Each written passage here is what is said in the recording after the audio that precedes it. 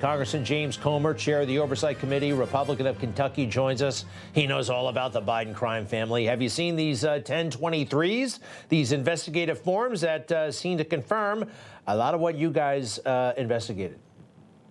Absolutely. I'll stand by everything that we've discovered about the Biden family in the last year and a half.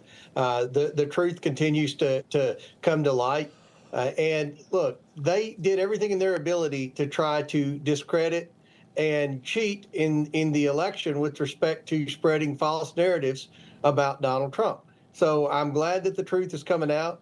I applaud the John Radcliffe and Tulsi Gabbard and Kash Patel for digging and getting the information that we couldn't get. We got the bank records, anything from the private sector we were able to get, but anything from the government, when Joe Biden was president, we were unable to get. Now that we have good people in those positions, the truth is coming out, and I'm ready for the next phase, and that will be accountability. Comey needs to be held accountable. We need to set an example out of him so that no other person abuses their power like he did. So what does accountability look like? He didn't pardon himself. He did pardon Hunter and his brothers and his sister, by the way. That doesn't get enough attention. What does it look like? Well, look, I think that with respect to the pardons, we're in the final stages of this autopen investigation. It's not looking good for those pardons. I could see a scenario where the pardons are declared null and void.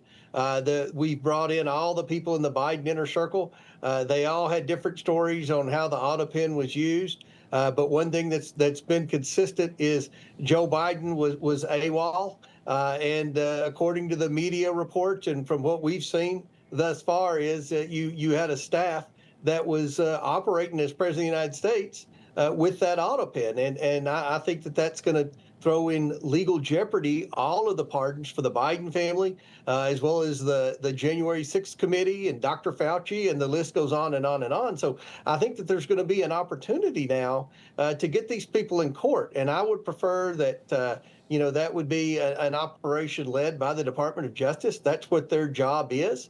The media will try to say it's retribution, but it's not retribution. It's about accountability. It's about getting the truth, and it's about abuse of power. And I think the American people now see the lengths to which people like Comey and the Bidens and Hillary Clinton went to try to defeat Donald Trump. Can I say something about retribution? Everybody says, retribution. Oh, my God, how could President Trump say such a thing? If you look up the definition, it says punishment for wrongdoing, right? I mean, it's a totally valid thing in my book, retribution. All right, but to do everything you just said, we have to invalidate the pardons and then get an indictment, right? I mean, the first is going to be very, very, very hard, right? I don't know. I mean, I think that when you look at Joe Biden has given one interview since he left office. It was with the New York Times. It should have been a puff piece, but he incriminated himself when he admitted that he wasn't looking at all the individual pardons, that he delegated that to the staff. That's not how the pardon process works. And then you take into account what we've found through the deposition process, as well as emails that we have accumulated, where Merrick Garland's Department of Justice was sending a clear signal to the staffers that were operating the autopen that, you can't, you got to be careful with this autopen on legal documents. It's always been just a fact that you're not supposed to use an autopen on anything legal. Now, there are always exceptions. Obama had an exception when he was out of the country. But 75% of the time during the last 6 months of the Biden administration, when that autopen was used, Joe Biden was in the White House. What was he doing? He wasn't signing documents. And according to his own interview, he wasn't even reviewing the documents that were being signed by his autopen.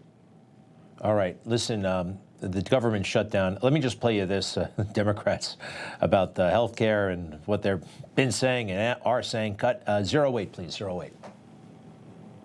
We are living in an unprecedentedly dangerous moment, maybe the worst crisis in America literally since the Civil War. You have a president who is acting unconstitutionally and illegally. Donald Trump is in the Presidential Witness Protection Program.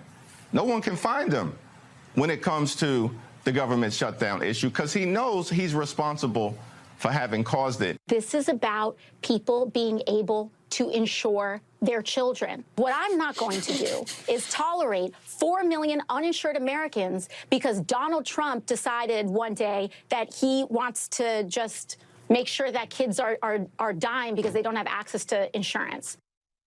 All right, well, none of them has any credibility whatsoever. I mean, how many lies? But do me a favor, your take on the government shutdown thing, and when is it going to end? Well, this is the Schumer shutdown. The House passed a bill, a continuing resolution that the Democrats have always loved. They loved it when Biden was president, but they've suddenly got to where they don't like it. They want to shut the government down because they want free health care for illegals. They tried to say this talking point that illegals weren't getting free health care, that they weren't getting Medicaid, and that's simply not true. We've proven that. So they go back to, talking about their socialized vision of healthcare. And, their vision of healthcare, the Obamacare, it's been a great thing for people on Medicaid that don't have to pay for it. That's free healthcare. There are people that get huge subsidies for Obamacare, and that's obviously very helpful to them. But who's paying for that? It's the small business owner. It's the people working. It's the people that have group health insurance plans. Their premiums are skyrocketing because of the gimmicks in Obamacare, and it's just not fair to everyone when you've got Democrat socialist plans that create winners and losers. And we've got to look at everybody. We care about people that are going to lose, that could potentially lose health care, but there are people that can't afford health care. We've got to get people off Medicaid and into the workforce and into private health care, but we can't because of all these subsidies in this fake health care economy that was created with Obamacare. All right. Congressman Comer, we love you around here. Please come back and say hi to everybody else on that committee, all the good ones. Thank you, sir. Information. Truth is freedom. Is Newsmax.